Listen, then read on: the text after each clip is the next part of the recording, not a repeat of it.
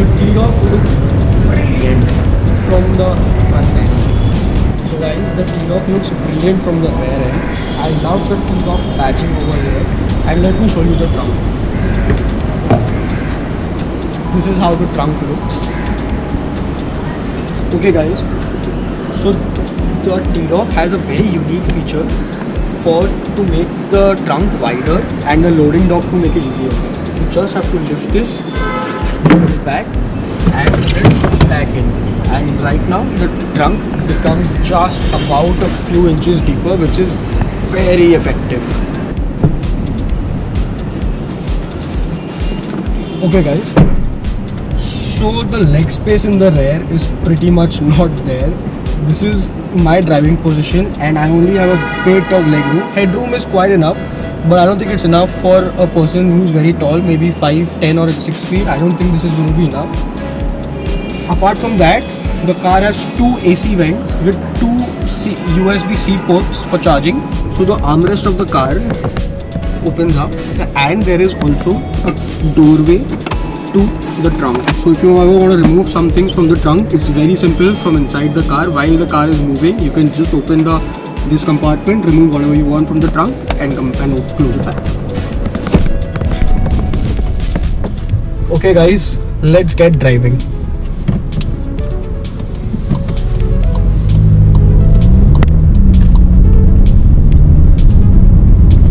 Okay guys, so the T-Roc is powered by a 1.5 liter turbocharged petrol engine which produces 148 horsepower and 250 Newton meters of torque. This is the 2021 T-Roc. The 2020 T-Roc used to come with a 1.4 liter turbocharged engine, the same as the Creta and the Seltos, which used to produce 140 horsepower and 250 Newton meters of torque. So the 2021 model, 10 brake horsepower has been increased, and the car is paired with a 7-speed DSG gearbox, the gearbox which everyone loves. So guys, the T-Roc at first instance looks very sporty. The car looks very nice.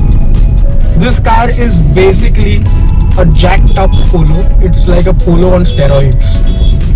So if you are a fan of driving, if you have driven or sat in the Polo, then you know how the Polo performs as a car, and this is just 10 times better than the Polo.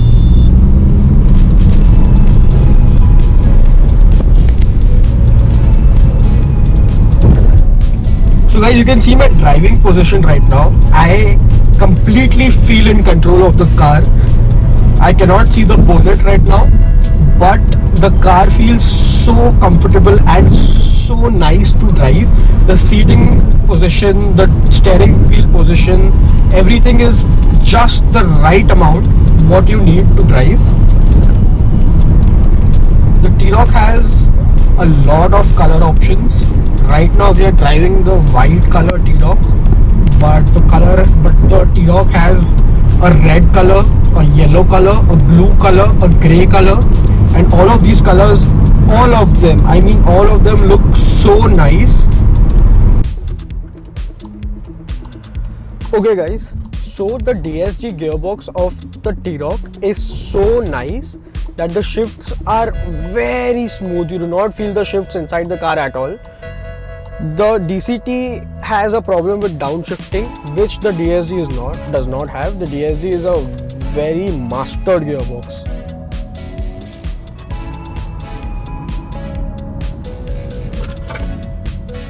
So the brakes of the car are very nice. They are disc brakes, but they are pretty nice. You do not feel the jerk of the brake inside the car. And the power is very linear. If you press the accelerator completely, it takes around a 1 or 1.5 second lag. But after that, the car does pick up pace, but the engine noise is not very good. So when you depress the accelerator completely, the car does not sound very nice. So I think linear acceleration in this car is a go-to. I'm going to put the car into sport and I'm going to use the paddle shifters on the car now. I'm putting into sport. I'm into sport. I'm on the second gear. I'm going to use my paddle shifters now. I feel the immediate throttle response in the sport mode.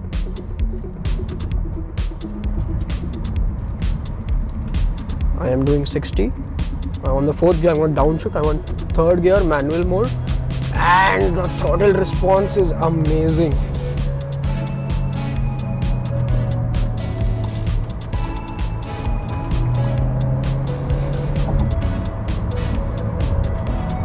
The throttle response in the manual mode is so nice.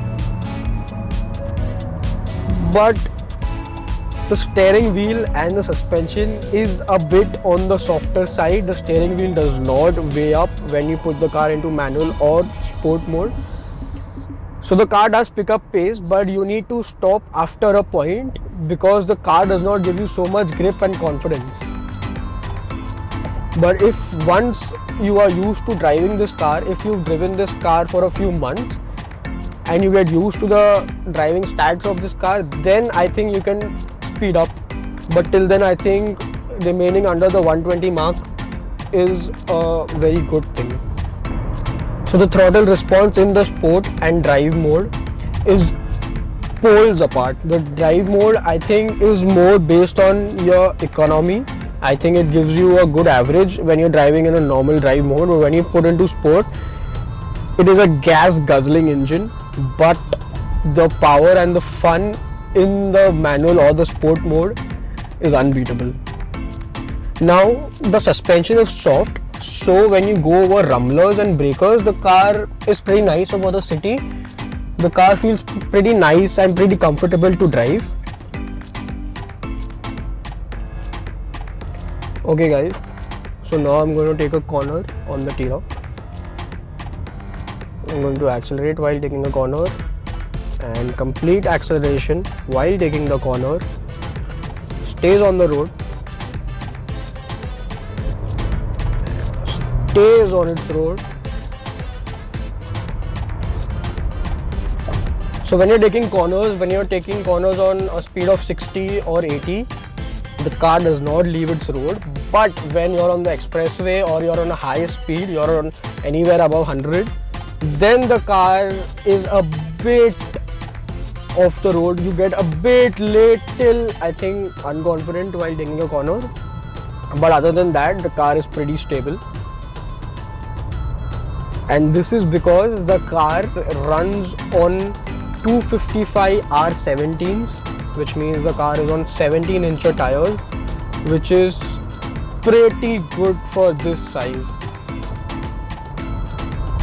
Okay, now I'm going to put again to sport mode and shift to manual mode. I am on the 4th gear.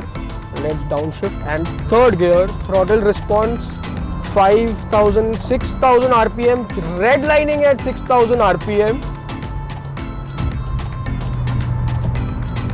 I love how German cars redline. The car generally shifts at around 3,500-4,000 RPM. The moment you put it into sport or manual mode, it redlines. So the car also has heated seats. The car has ventilated seats, but because it is a CBU, it does not come with a cooling function and it comes with a heating function, which I don't really think is necessary in a city like Mumbai. But if you stay in a cooler city, then I think the heating does come in use. So guys, the sound system of the car is pretty nice. It is paired with a subwoofer also. I don't think you need any other external sound system or any other sound adjustments or devices, because the stock sound system is pretty nice. So now, because this is a CBU and imported car, in a year only around 1,500 to 2,000 cars come to India, and once that batch is sold, then they do not bring the car for the entire year, then the batch comes next year.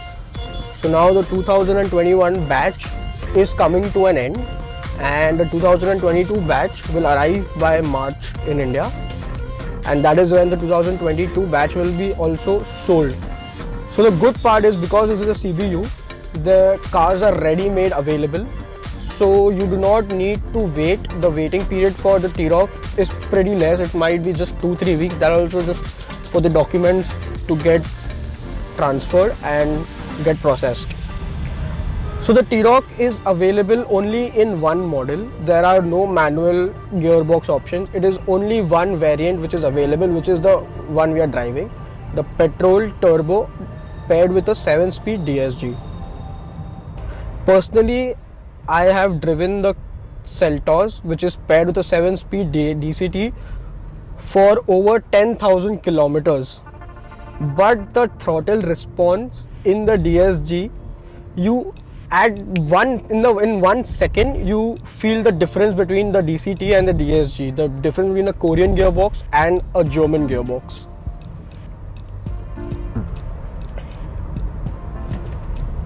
So space wise, leg space wise, the T-Roc is a no-no, because if you are expecting that you could fit your family comfortably in the car, then you are completely wrong, because the T-Roc is not a very comfortable car. But if you are 2 people, or if you just want to drive and have the pleasure of driving, then the T-Roc is the perfect car for you. And now, after a long while, I think German cars like the Volkswagen cars have also started to get a bit of features. Earlier, the cars used to just be expensive and there were no features. It was just driving oriented, but now it is driving oriented, as well as they've also started giving a few features that would make the car sell more and make it more attractive. Like the T-Roc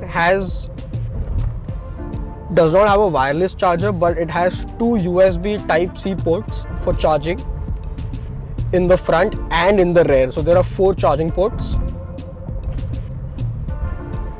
So guys, also the T-Roc has a good sized panoramic sunroof. So the sunroof panoramic is enough for the view for the people in the rear also to not feel claustrophobic. But the sunroof size is not very great. Okay guys, so I love the steering wheel of the T-Roc. It is a 3-spoke steering wheel, which is so thin and so nice to hold that the driving fun or the driving part becomes so much better with the steering wheel. The steering wheel also has buttons for the volume, for the change of the audio, and for the digital infotainment screen. So guys, from the infotainment screen, you can change the display or the digital cockpit, that whatever display is showing here, you can change them, like for acceleration, for economy, for fuel consumption, and a lot of these different things.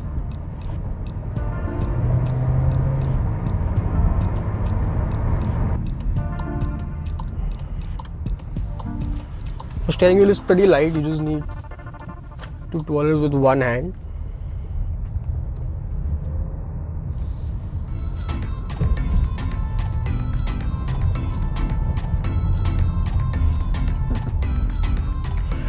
The car does not have any ambient lighting, and the quality of materials used in the car is a bit disappointing, because the car has no leather at all. There is not even one single piece of leather in the car except the seats. On the dashboard, it's all hard plastic. On these materials, on the console, the center console, everything is hard plastic except the leather seats, which is a bit disappointing considering the price point and considering that it is a CBU build.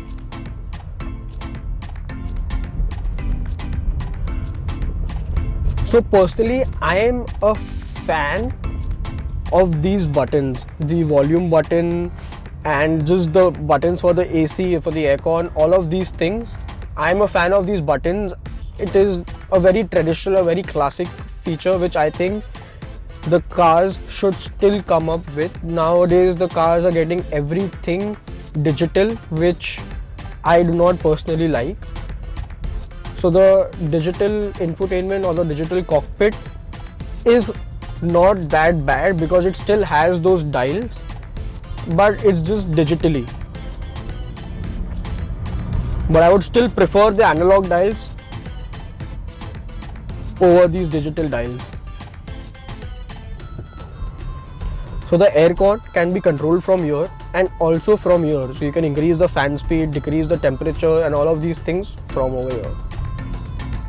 When I press the view button, the digital cockpit changes. For example, first it just shows me the consumption, or I can change the view over here also. After that, we go into the date and the driving time and the consumption, and if you've connected a mobile phone or if you're playing any audio, that also you can see and change from here. So there are basically 3 cockpit options or the 3 view options that you can change.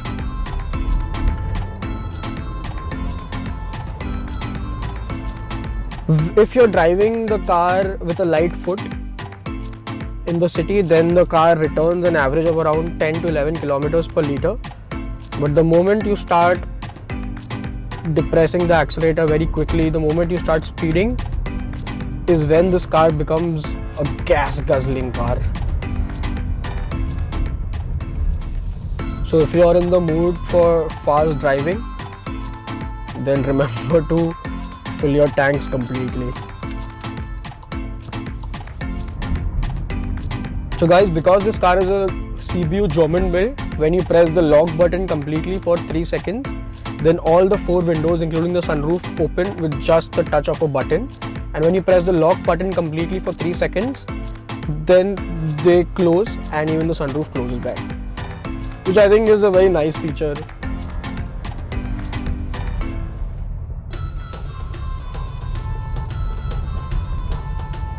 So turning the car is pretty simple. Again, you just need to use one hand. The car does have an electronic parking brake and an auto hold feature, which is there in all electronic parking brakes. And it also has the auto ignition option, which I've kept off right now because I do not prefer the auto ignition. So I love the placement of the instrument cluster. This is the perfect placement when the dashboard looks very neat and clean and the infotainment system is at your perfect height, perfect ride height. So guys, like all the other German cars, the car does have storage space underneath your seats, which again is pretty useful. The car has front and rear parking sensors, but it does not come with a 360-degree camera. So guys, there's this silver gunmetal kind of a shade texture over here. So the car costs 27.5 lakhs on road Mumbai,